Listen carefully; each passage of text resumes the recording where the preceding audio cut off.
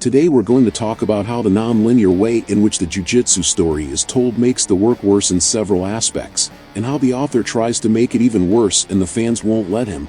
Are you curious? Come with me. So guys, how are you?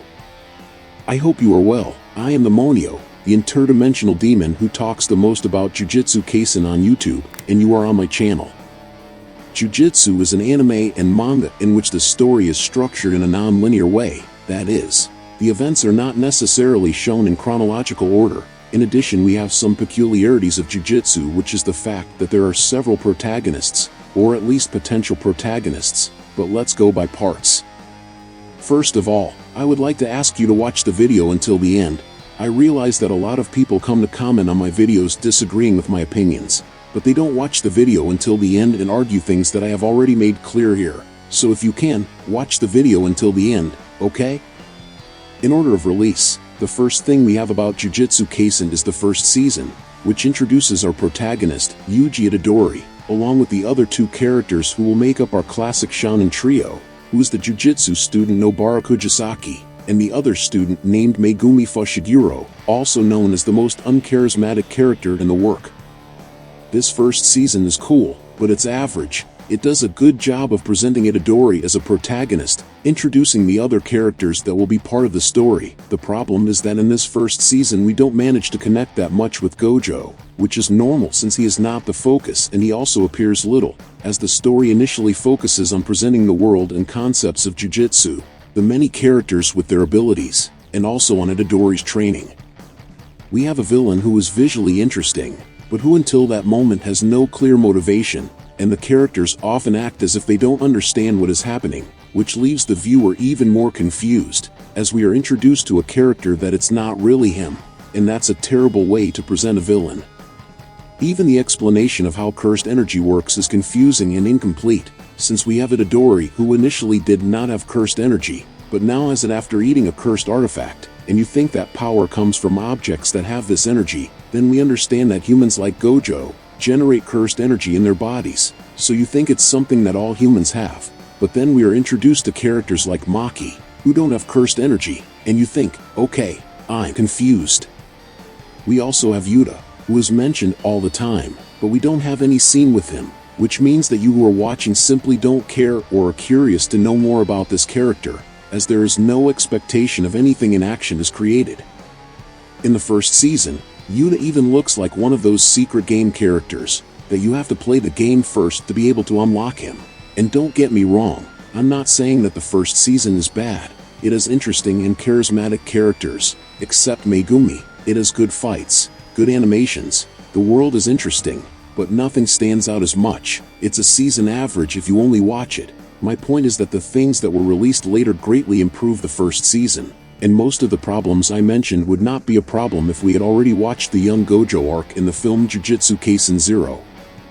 Since we would already understand better how cursed energy works, because many other explanations are given in these other arcs, the lack of connection with Yuta would not be a problem.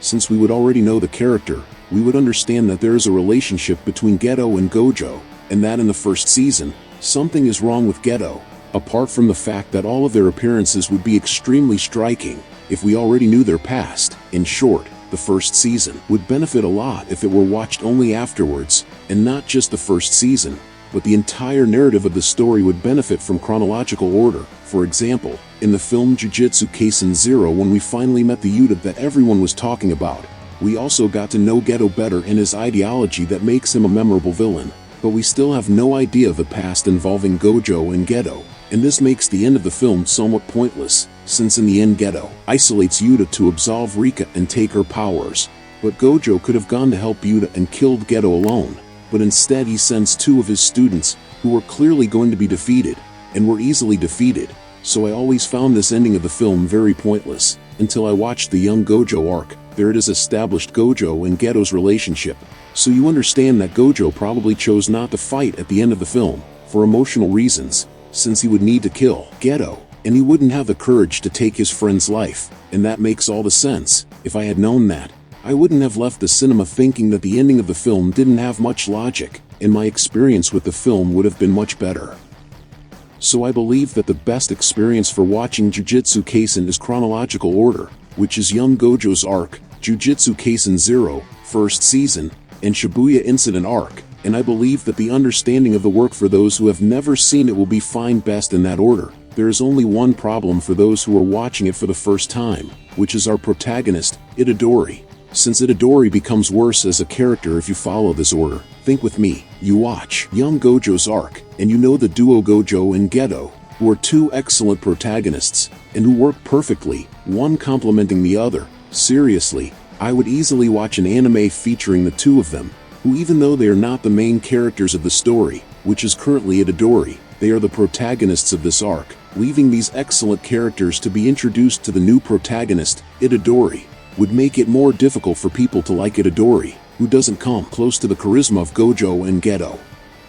This would become even worse if you think that Itadori technically wouldn't be the new protagonist, since before him comes Yuta. If you watch the movie Jujutsu Kaisen 0, even though you could argue that Itadori is a cooler character than Yuta, Yuta is much more inserted in the world of Jujutsu, especially because his arc is directly with Gojo's since it is Yuta who takes Geto's life, ending the arc between Geto and Gojo. In addition, Yuta was originally planned to be the protagonist of Jujutsu, since Jujutsu Kaisen 0 was the first thing created by the author. Now imagine, you start with the young Gojo's arc, you want to know the fate of the two protagonists, then you are introduced to Yuta who ends their arc, and when you get used to Yuta, Itadori enters the story, being the host of the Sukun, who is an enemy that had not been introduced or mentioned until then, would be very difficult for people to like Itadori. Even more so if you think that the author doesn't like Itadori that much, and he even tried to kill the character because he didn't like him. Yes, in the first season, in the scene where Sukun takes out Itadori's heart and he supposedly dies, he wasn't supposed to come back. The author's plan was to transform Megumi into the new protagonist, and this can be seen in the story itself, because in several moments Gojo says that Megumi has great potential, being able to even become a special level sorcerer. In the same scene in which Sukun takes Itadori's heart, Sukun tells Megumi that he has great potential. This was already a preparation by the author to remove Itadori from the manga, but the readers didn't like the idea and asked Itadori to return, and probably due to pressure from his editor, the author brought Itadori back. In addition, Megumi would never work as a protagonist, since he is the least charismatic character ever created, at least in my opinion. But what about you? Do you like Megumi? In which order do you think the story would work best? Leave it in the comments, and if you like the video, subscribe to follow the next content. I will leave 2 videos about Jujutsu on the final screen. Until next time my people, demonic hugs.